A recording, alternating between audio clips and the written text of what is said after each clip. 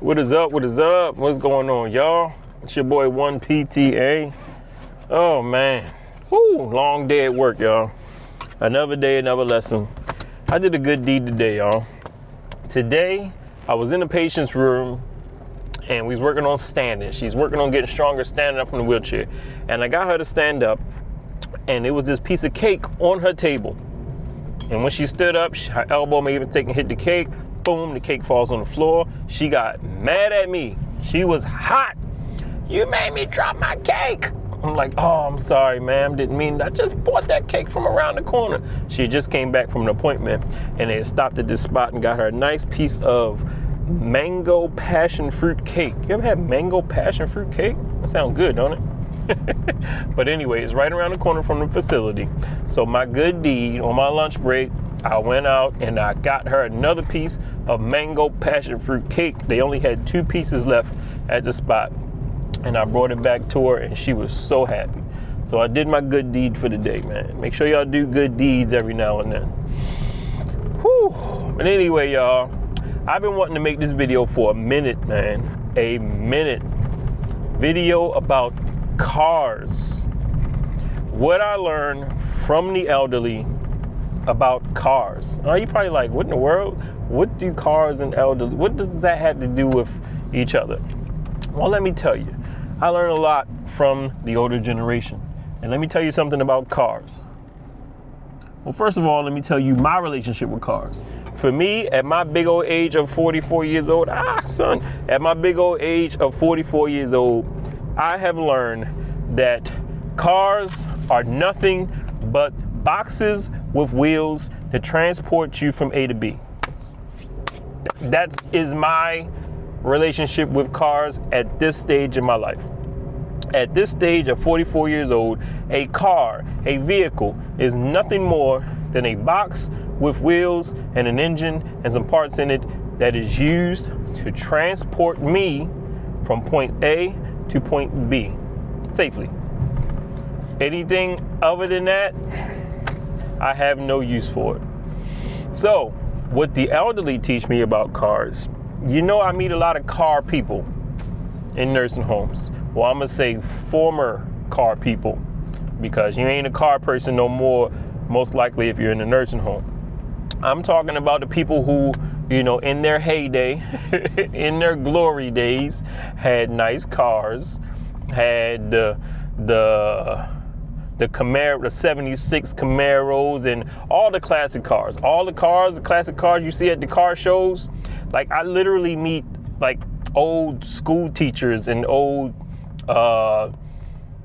grocery store clerks who used to have those cars. You feel what I'm saying? Like the cars back in the day that are now classics that you would see at car shows. I meet like average people from back then who had all of those cars. And like, they don't know how much those cars are like worth now and coveted. And you see them at the car shows all souped up and all fixed up. The old cars, the cars that was built with steel, the cars that you didn't want to get in an accident with. Well, I mean, the cars that if you got in an accident, you'd probably be okay because they were so, you know, reinforced with all of this metal and steel. Not like our fiberglass cars we got today. But what I learned from the older generation is that the cars that they drove, cars that they drove don't necessarily mean anything anymore. If that makes sense. I've had a few car guys who've had lots of cars, had their babies, their prized possessions, who tell stories about their cars.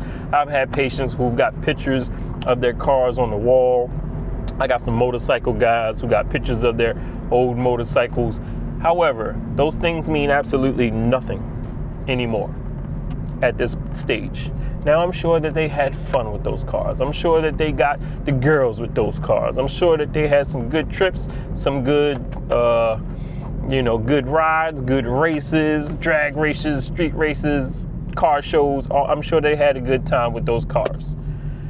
I am just saying, for me personally, since my goal is to retire early, there is absolutely no reason for me to spend any amount of time making payments on a box of wheels for years of my life, because that box of wheels only goes one way in value, only goes down in value. It does not go up, does not go up, only goes down.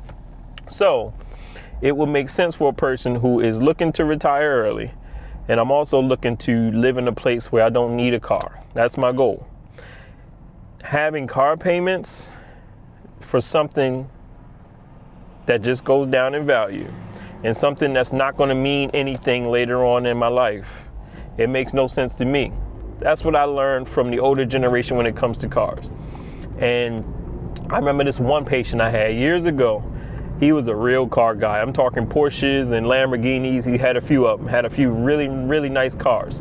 I met him when he couldn't drive anymore, so those cars meant nothing at this point.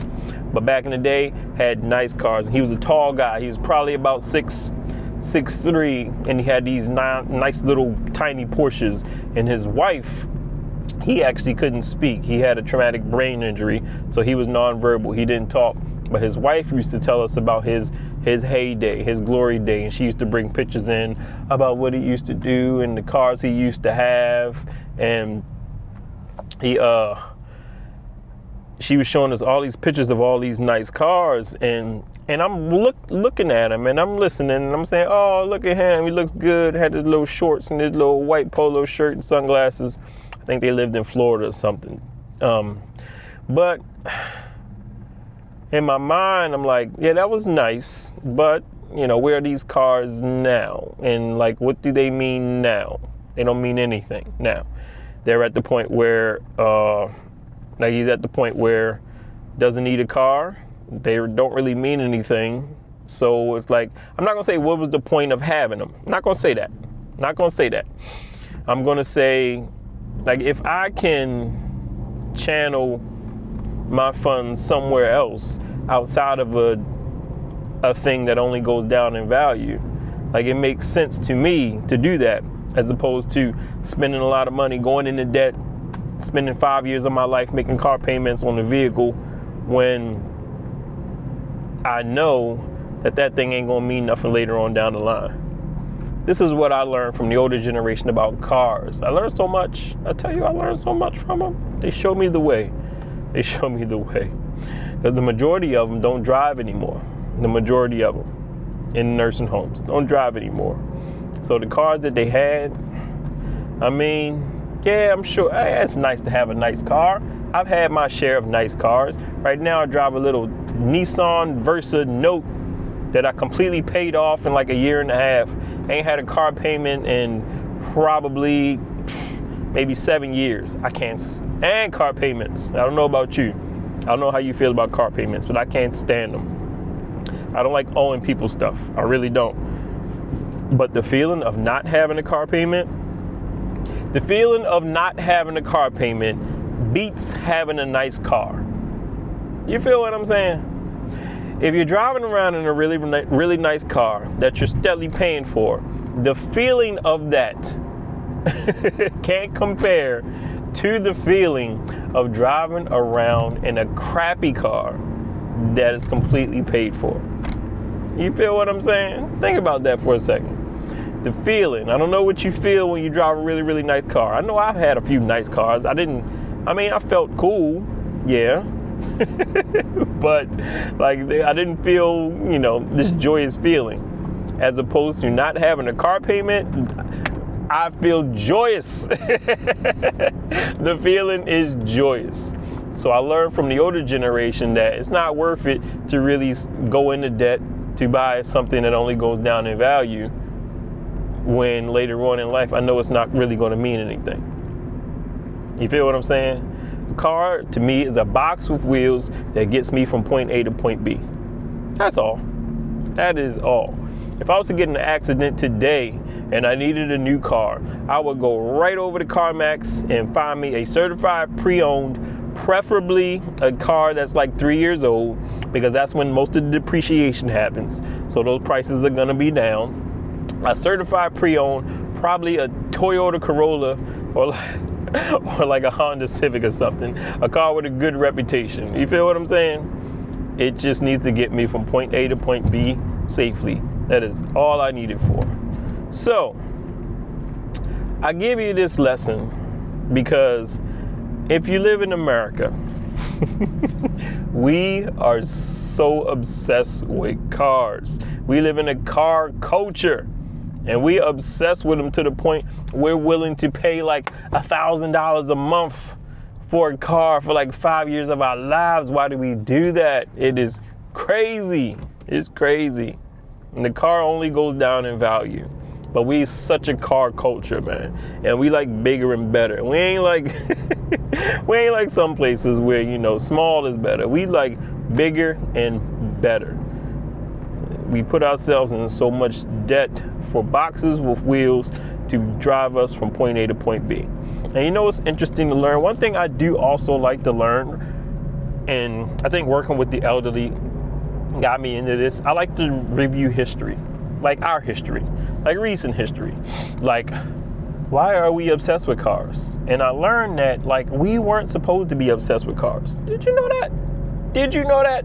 We were not supposed to be obsessed with cars. You know why? We were supposed to have mass public transportation. We were supposed to have mad subways and trains and buses everywhere. Like everywhere. However, the manufacturing industry and the car industry and the lobbyists lobbied for us to build more roads and bridges so cars can run on them, so Americans can have freedom on the road. In comes the Industrial Revolution, in comes the boom of the car manufacturers, making money hand over fist to put butts in cars and drive them in traffic, when we could just have some nice high-speed railways. We can have some nice trains, and oh my goodness, I'm getting to the point where I hate driving too. But it's interesting to learn something like this because it teaches us why we are at this point, why we are willing to go into debt 5 years of our lives for a box with wheels. So anyway, y'all, that's my little rant for the day. Why are we obsessed with cars? And what I learned from working with the elderly when it comes to cars. I learned that they don't mean anything because they're going to be gone. You ain't going to use it forever. It's going to be gone. You're not going to drive when you're older. So the car that you're spending all this money for, it's not worth it. The elderly teach me so much. They show me the way. They show me the way. And I'm showing you the way through the elderly. It's a box with wheels, takes you from point A to point B. Nothing more, nothing less. Don't go drowning in debt for it. Get you something simple. Certified pre-owned. Good safety features. Nice and reliable. That's all you need. But anyway, man, it's good to see y'all. Hope y'all doing good out there. Make sure you respect your elders. Make sure you be kind to each other. Do your good deed for the day. Do your good deed. I'm so mad I made a mistake and dropped her cake. She was mad at me. Dropped her cake. But I resolved the issue. Got her another piece of cake. All right, y'all. I'm going to head on home, y'all. Y'all be cool. Be safe. Again, respect your elders. And I will holler at y'all in the next video.